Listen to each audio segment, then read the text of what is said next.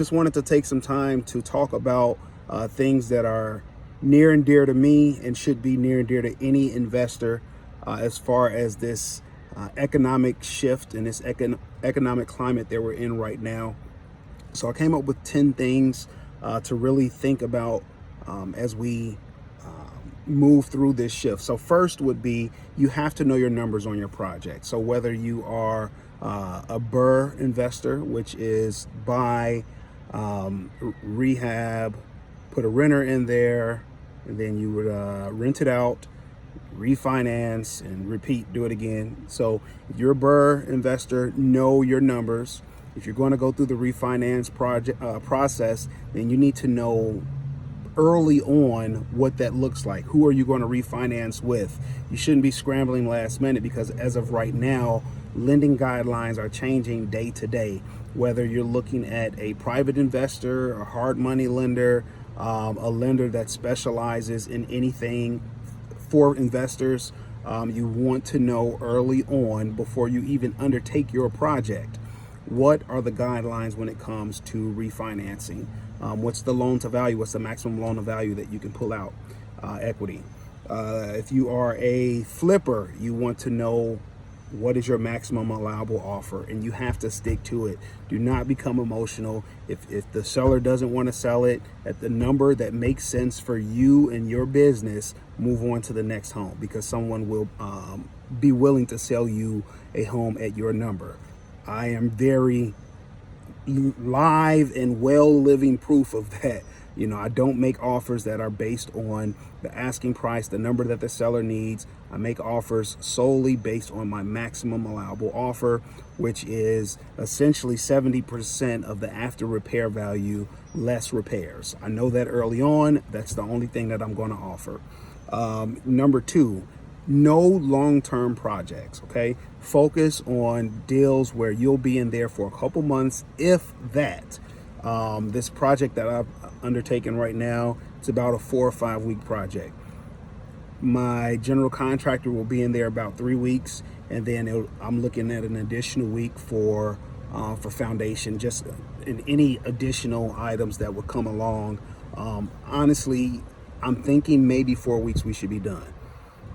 Number three, have at least one exit strategy. You always want to have one additional exit strategy. So whatever the strategy was when you went under contract to purchase this investment property, again, whether it's a BRRRR or a flip, whatever your exit strategy was, you don't have to deviate from that, but what you want to do is supplement that with another additional exit strategy. Number four, avoid thin deals with no margin. So sometimes investors get tied up into a deal with minimum to no margin just to be working on something. Guys, it is not worth it. Not in this economic shift right now. It's not worth it. Move on to the next deal. If it's a thin deal, keep moving, keep working, keep submitting offers. Sellers are selling. Sellers are selling homes right now, especially distressed sellers, okay? They are selling homes. So whatever you do, do not take on a thin deal. If the ARV is 190 and you think you can push it up to 210 to make the deal work, you're insane. Short and simple, you're insane. Move on. Number five, leverage, but only borrow what's necessary, okay? So leverage is important in this business. Yes, cash is king, but we all don't have the amount of capital that we need to pull the trigger on every deal. With that being said, there are private investors, hard money lenders, friends and family that are willing to invest, but only borrow what you know you can pay back. Only borrow what you absolutely know this deal can afford to pay back. If not, don't even focus on that. Look for another deal. Number six, avoid the high-end and luxury market for now. So if you're used to doing luxury, high-end projects, you really want to stay away from that for right now, because we don't know what tomorrow will bring. We're all on the edge of our seats right now, okay? So move on to the next deal, move on to a smaller deal. If there are other luxury or high-end buyers or flippers that you know in your area, or that you have relationships with, see if you can wholesale the deal with them, or JV on a deal with them, just so you won't completely exhaust your cash outlay and be holding on to this project for so long. Number 7, open as many lines of credit as possible.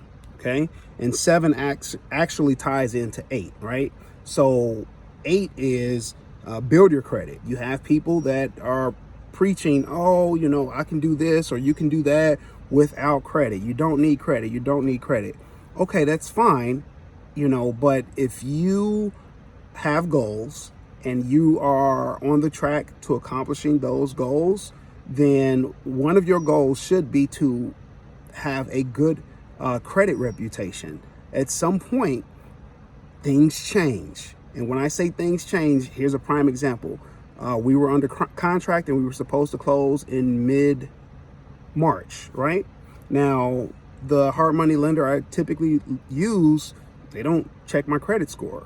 However, they stopped lending literally just as this thing hit. They were like, look, hold on, our investors are pulling back. We're not lending anymore. I said, fine. I just switched my profile over to someone else, someone that does check credit, but you know, it wasn't a big deal to me because I have good credit. So that's very important. Number 9, any short-term debt that you have, restructure it. Restructure. There are opportunities to do so. So reach out to whatever lending institution or whoever is holding on to your debt and servicing your debt. And then number 10, I've said this countless times throughout this, do not chase losses. Sometimes we get busy and we feel like doing a deal, any deal, is worth our time. And that's just not the case, guys. Sometimes we have to move on. Avoid losses. If you're in a deal and you don't know what your capital is going to look like over the next 90 days, then sell it. Move on. You know, sell it in the black. You know, if you have to make $1,000, $500 on a deal, whoever's buying it from you, they're winning. It is what it is. Get your capital back. Don't chase losses holding on to properties that are not going to sell at the top of the market, like when you had what you had in mind when you first put it under contract to purchase. All right. Any questions? 832-429-8393. Lavar Harden. Talk to you soon.